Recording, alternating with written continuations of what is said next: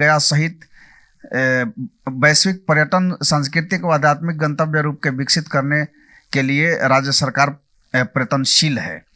आत्मनिर्भर भारत एवं स्वदेशी एक जिला एक उत्पाद पर भी उन्होंने बात कही। ऊर्जा के क्षेत्र में बिहार क्या कुछ कर रहा है उस पर भी उन्होंने बात कही। ज्ञान भारतम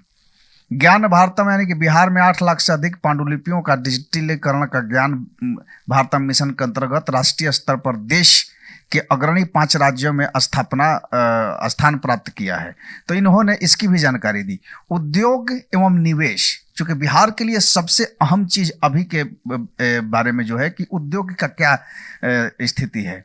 तो उन्होंने कहा कि बिहार सरकार औद्योगिकरण हेतु मिशन मोड में कार्यरत है एवं राज्य में 14,037 एकड़ नए औद्योगिक भूमि को स्वीकृति दी गई है।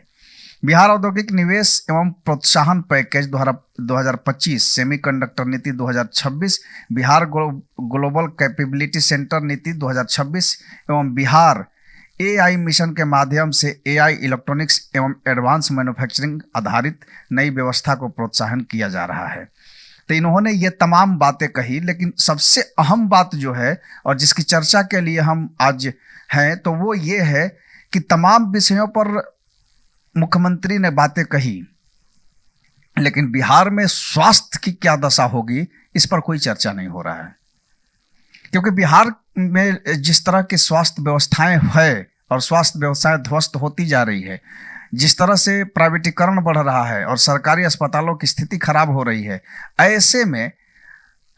मुख्यमंत्री नीति आयोग बैठक में अगर स्वास्थ्य व्यवस्था पर चर्चा नहीं करते हैं तो ये बहुत ही दुखदपूर्ण बात हो जाती है। क्योंकि हम सब ने देखा है लॉकडाउन का वो दौर, कोविड का वो दौर, जिसमें स्वास्थ्य व्यवस्था के लचर होने के वजह से कितनी जानें गई, और अब भी सरकार इस पे सुदृढ़ नहीं हो रही है और ना ही इस पे कुछ अच्छा सोचने की कोशिश कर रही है। देखिए, अगर हम इस चीज़ को हम विस्तार से समझते हैं कि बिहार में स्वास्थ्य व्यवस्था को सुदृढ़ करने की जरूरत क्यों है, तो बिहार की मौजूदा जो जनसंख्या है 2011 की जनगणना का है, और क्योंकि 2021 में प्रदर्शित हुई थी जनगणना, तो उसके हिसाब से अगर बिहार की जनसंख्या की बात करें तो लगभग 10 करोड़ 41 लाख की जनसंख्या जनगणना के अनुसार है, जिसमें से 5 करोड़ 42 लाख 78,157 पुरुष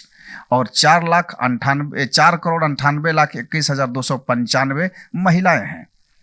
लेकिन अगर इस जनसंख्या की बात करें तो मौजूदा हालत में अगर कहें तो 2025-26 में बिहार की जो जनसंख्या वो लगभग 13 करोड़ के आसपास मानी जा रही है, और यह भारत का तीसरा सबसे बड़ा आबादी वाला राज्य है। इसकी जनसंख्या घनत्व अभी देश